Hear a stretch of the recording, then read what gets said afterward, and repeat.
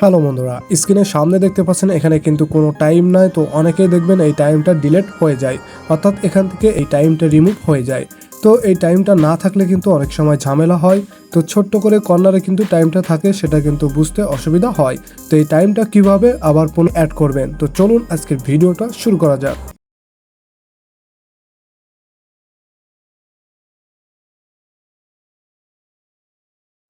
ওকে, স্ক্রিনের সামনে দেখতে পাচ্ছেন আমাদের কোনো এখানে টাইম দেখাচ্ছে না, অর্থাৎ টাইমটি কিন্তু শো হচ্ছে না।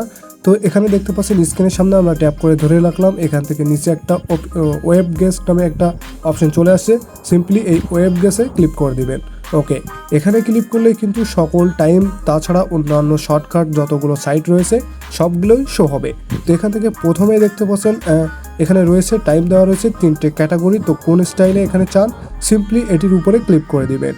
ওকে, দেখতে পাচ্ছেন ক্লিক করার সাথে সাথে এখানে কিন্তু টাইমটা চলে আসে এবং ডান সাইডে ওয়েদারও চলে আসছে। এরপরে টিক অপশন দেখতে পাচ্ছেন, টিকে ক্লিক করে দিবেন। ওকে, দেখতে পাচ্ছেন আমাদের টাইমটা কিন্তু এখানে চলে আসে। তো সিম্পল এই ট্রিক্সটা অবলম্বন করে টাইমটা আবার নিয়ে আসবেন। তাছাড়া নিচে দেখতে পাচ্ছেন একটা পাওয়ার অফ অন বাটন রয়েছে, এটি কিন্তু শর্ট স্ক্রিন থেকে নেওয়া। তো এখানে ক্লিক করার সাথে সাথে পাওয়ারটি অফ হয়ে যাবে, আবার অন করতে পারবেন। তো কি হবে, এখানে পাওয়ার বাটন ট্যাপ করা থেকে বিরত রাখার জন্য এই শর্টকাটটি ব্যবহার করতে হয়। তো এখান থেকে আবার সিম্পলি টাচ স্ক্রিনে ট্যাপ করে ধরবেন এবং নিচে ওয়েব গেস পেয়ে যাবেন, এখানে ক্লিক করে দিবেন।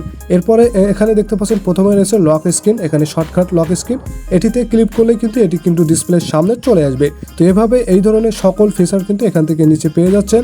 এক একটা করে যেটা প্রয়োজন হবে সেটা কিন্তু এখান থেকে সেট করে নিতে পারবেন। তো আজকে ভিডিও ছিল এ পর্যন্তই। ভিডিওটা ভালো লেগে থাকলে ছোট্ট চ্যানেলটি সাবস্ক্রাইব করে পাশে থাকুন।